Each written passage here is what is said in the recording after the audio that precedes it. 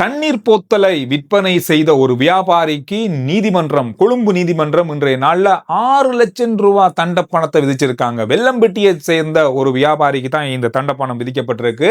இவர் 70 ரூபாய் பெறுமதியான தண்ணீர் போத்தலை 90 ரூபாய்க்கு விற்பனை செஞ்சிருக்காரு. நுகேகொட நுகர்வோர் அதிகார சபையினால மேற்கொள்ளப்பட்ட வழக்கின் அடிப்படையில் இந்த தீர்ப்பு இன்றைய நாள்ல வழங்கப்பட்டிருக்கு. இதுல ஒரு முக்கியமான விஷயம் சொல்லப்பட்டிருக்கு என்னன்னு சொன்னா, இந்த குற்றத்துக்கு 50 லட்சம் வரைக்கும் தண்டப்பணம் அறவிட முடியும் நீதிமன்றத்தால். அந்த அளவுக்கான குற்றம் இது. அதனால இவர் கொடுத்த ஆவணங்கள், இது சம்பந்தமா அவர் பரிந்துரை செய்த பல விஷயங்கள், முதல் தடவை அப்படின்ற ஒரு காரணம், இந்த மாதிரியான பல விஷயங்களை வைத்துக்கொண்டு நீதிமன்றம் அவருக்கு 6 லட்சம் ரூபாய் தண்டப்பணத்தை விதிச்சிருக்காங்க. ஆனா இந்த குற்றத்திற்கு 50 லட்சம் வரை தண்டப்பணம் விதிக்க முடியும் அப்படின்றது சட்டத்துல இருக்கு. அதை நீதிமன்றம் இன்றைய நாள வலியுறுத்தி இருந்தாங்க. மிக கவனமா இருங்க.